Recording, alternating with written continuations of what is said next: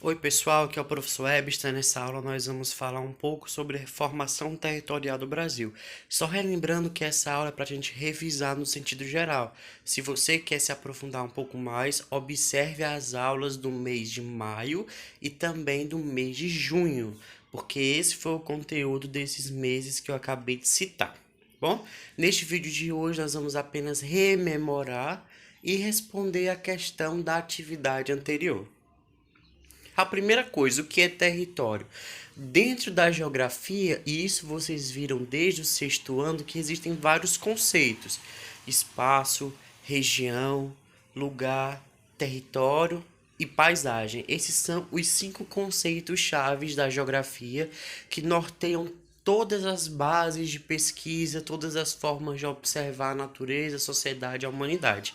Dentro do contexto da aula de hoje, nós vamos trabalhar com o conceito de território, que seria o quê?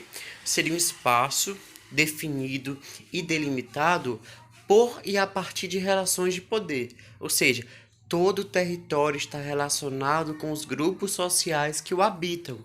Todo território só pode ser legitimado quando aquele grupo diz que aquele território é deles. Por exemplo, se o Brasil diz que o território brasileiro pertence ao Estado do Brasil, ao povo brasileiro, à República Federativa do Brasil, o que isso quer dizer?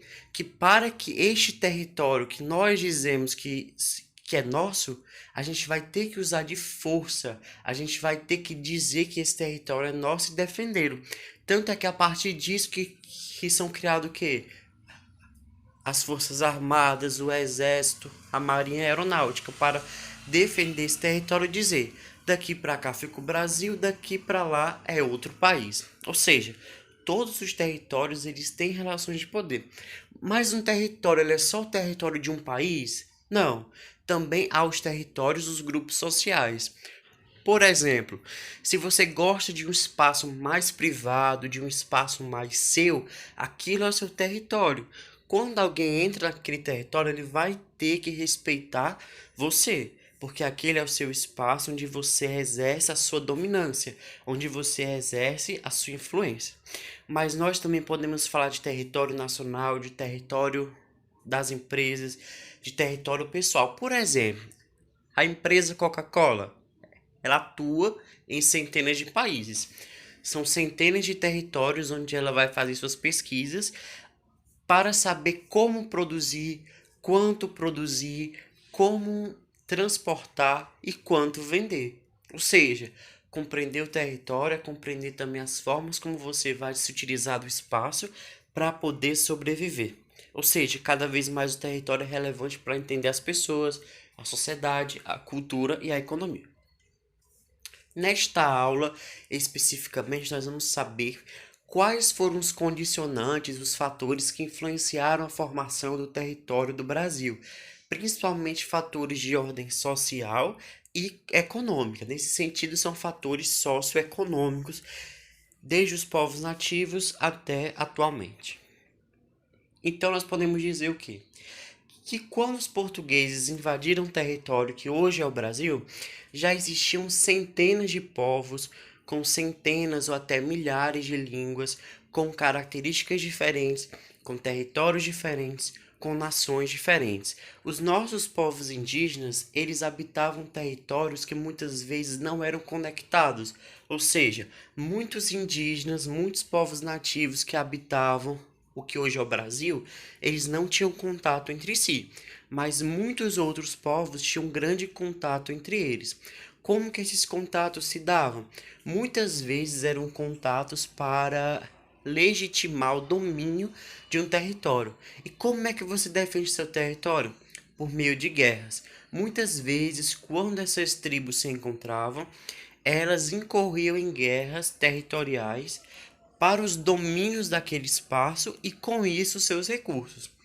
Quando os europeus invadiram as terras que hoje são Brasil, eles chegaram pelo litoral.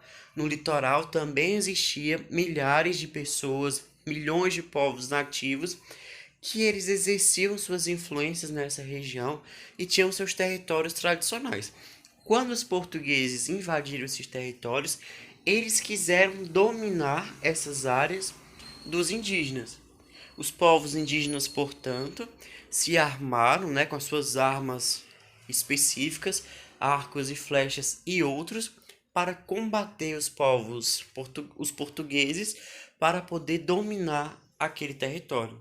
Ou seja, nós podemos dizer que, portanto, desde há milhares de anos atrás, até 520 anos atrás, sempre houve disputas territoriais, tanto no Brasil como no mundo. Isso é algo super atual, acontece em vários países do mundo, tanto por território como também por influência.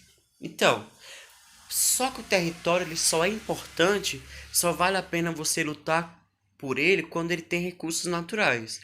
Mas os portugueses não sabiam realmente o que tinham no Brasil, mas eles achavam que tinha ouro, que tinha prata, que tinha diamante e pedras preciosas. Quando eles chegaram aqui, se depararam com a terra muito verde, que chovia muito, com a terra muito rica em termos naturais, mas que eles de imediato não encontraram ouro, não encontraram diamante, mas eles encontraram um recurso que eles puderam aproveitar, que foi o pau-brasil, por meio da mão de obra dos povos nativos que foram submetidos à escravidão. Ou seja, quando um povo domina o território de outro povo, ele vai dominar não apenas aquele espaço geográfico, aqueles rios, aquelas serras, aquelas árvores, etc. Ele vai dominar também as pessoas que moram naquele espaço, as pessoas que moram naquele território. Ou seja, o processo de ocupação e as atividades econômicas desenvolvidas no Brasil estiveram fortemente relacionadas com a exploração de seus recursos e, portanto, das potencialidades naturais contidas em seu território. Tanto as potencialidades de recursos, tanto natural quanto humanos, né?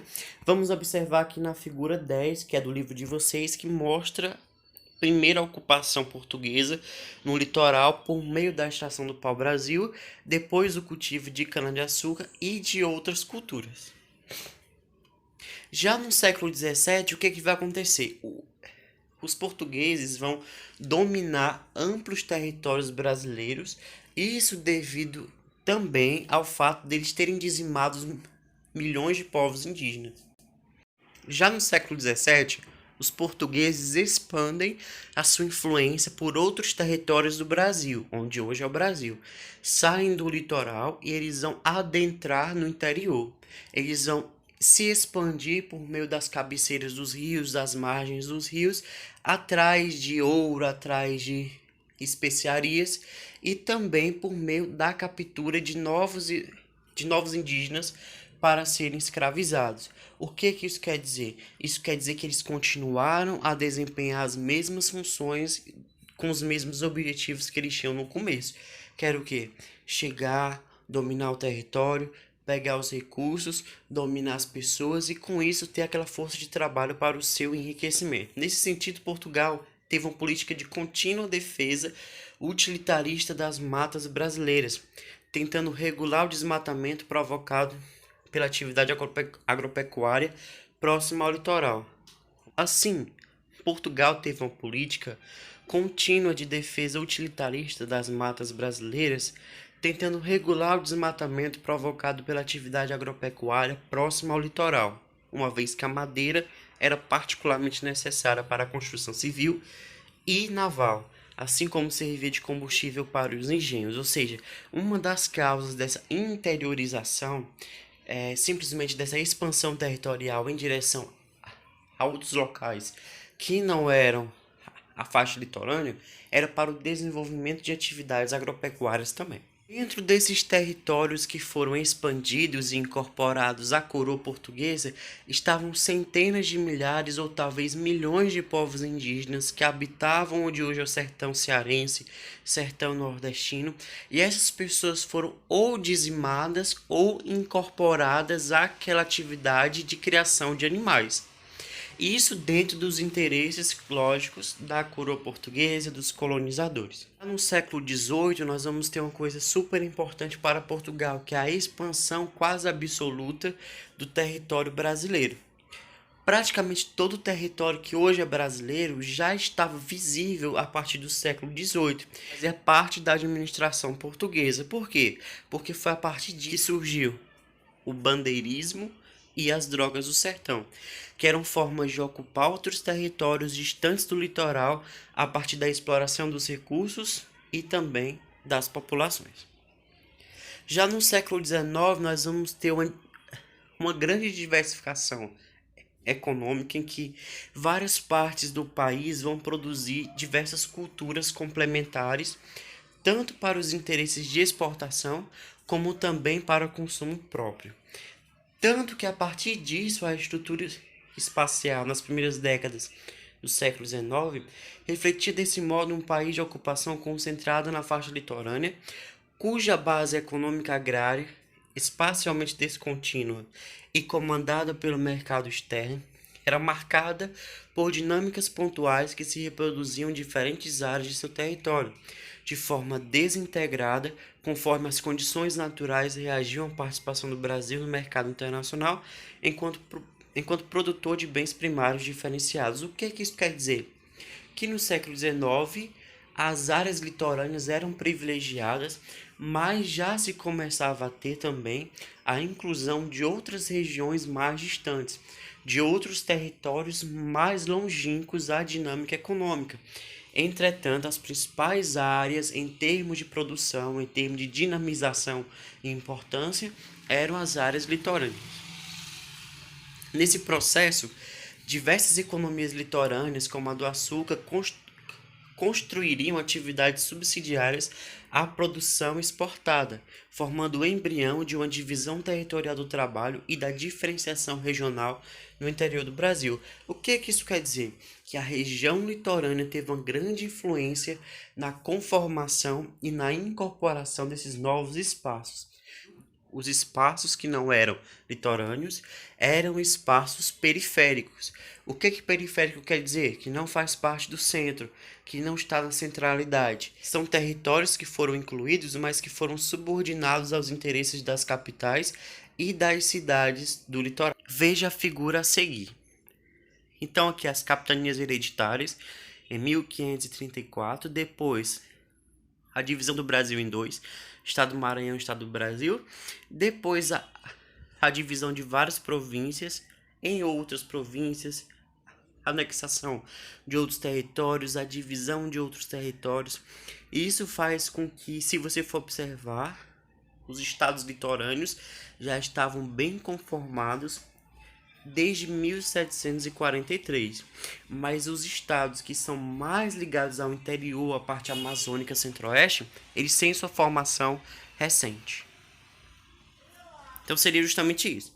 As capitanias hereditárias, em 1534, ligados à Lei de Terra de Portugal, que é a divisão das Seis Marias, conforme os interesses da coroa portuguesa. 1534, as capitanias hereditárias que estavam relacionadas com a Lei de Terras das Seis Marias de Portugal, que dividiu aquele território recém-invadido entre capitanias hereditárias que seriam destinadas aos donatários, que eram portugueses, geralmente com condições de investir, que eles recebiam todos aqueles territórios para poder desenvolver culturas relacionadas com os interesses da coroa.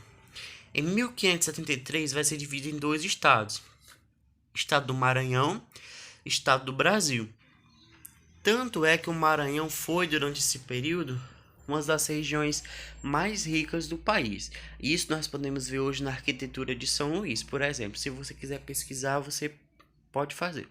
Em 1709, nós vamos ter o máximo de São Paulo, que está relacionado justamente com a expansão da atividade dos bandeirantes, que eles buscavam recursos e povos indígenas. Em 1789 até 1943, nós vamos ter a formação e a extinção de vários entes federados, de vários estados e províncias. Hoje temos 26 estados mais o Distrito Federal. Já nos séculos 20 e século 21, que atualmente nós vamos ter o quê? Nós vamos ter a consolidação da nossa federação, ou seja, hoje o Brasil é uma república federativa, isso quer dizer que ele é a união de vários estados, que os estados têm certa independência econômica e política. que a partir disso, a partir do século XX, século XXI, vão ser criados vários estados, assim como outros territórios federais vão ser extintos. A partir disso, outros espaços vão ser dinamizados. Hoje, não é só o litoral que tem oportunidades, mas sim outras regiões do país ligadas a processos de expansão da economia. Com isso, essas novas áreas vão dinamizar a economia do Brasil, principalmente por meio da atividade agropecuária. Com isso, as infraestruturas vão se expandir para dar vazão a essa produção, que vai sair do interior em direção aos portos no litoral. Hoje nós temos um mapeamento muito mais preciso do nosso território. Tanto é que em 2010 o IBGE disse que o Brasil era 5.000 quilômetros maior do que a gente achava que seria. Como que eles fazem isso? Por meio do sensoriamento remoto, que são imagens de satélite. É a questão. Primeira, o processo de ocupação e as atividades econômicas desenvolvidas no Brasil estiveram fortemente relacionadas com a exploração de seus recursos naturais e, portanto, das potencialidades naturais contidas em seu território. Esse texto nós também já lemos. Simplesmente essa imagem fala desde as capitanias hereditárias até o bandeirismo, até os nossos dias. Figuras acima retratam o território do Brasil entre 1534 a 1990. Sobre a formação territorial do Brasil é correto afirmar, item A, ocorreu de forma organizada e conectada por todo o território da então colônia. Sim ou não? 3 segundos. Simplesmente não, né? Por quê?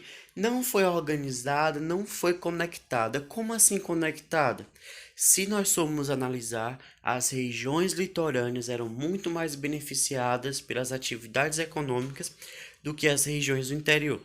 Se tivesse sido um processo conectado, todas as áreas do país, ou a maior parte do país, teriam recebido recursos similares. Então não é. B. As principais atividades econômicas foram realizadas inicialmente no litoral. 3 segundos. Sim, pessoal, esse é o item certo. Por quê? Os portugueses chegaram no litoral e eles desenvolveram atividades ligadas com o cultivo de culturas tropicais. E isso fez com que a faixa litorânea fosse supervisada, super importante. C. A pecuária impulsionou a expansão da economia na faixa litorânea. Não, porque ela vai influenciar a expansão do território em direção a outros locais no interior do país.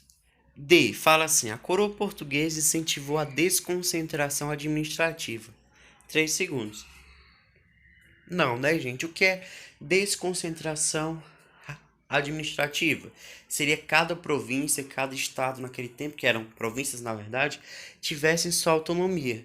Isso quem fez? Foi a Espanha que fez, não foi Portugal. Tanto é que se você for pegar o mapa da América do Sul, você vai ver que tem vários países que falam espanhol, mas que são independentes. Mas o Brasil é o único país que fala português com um amplo território. Muitos historiadores falam que o fato do Brasil ser um país de dimensões continentais se dá devido a isso, de que as cidades, as capitais, no período colonial, concentravam todas as atividades, sendo que elas não permitiam o desenvolvimento amplo de outras regiões. Então, justamente é o item B. Pessoal, tenham bons estudos, se cuidem, se possível, fiquem em casa, cuidem dos seus familiares e também se cuidem.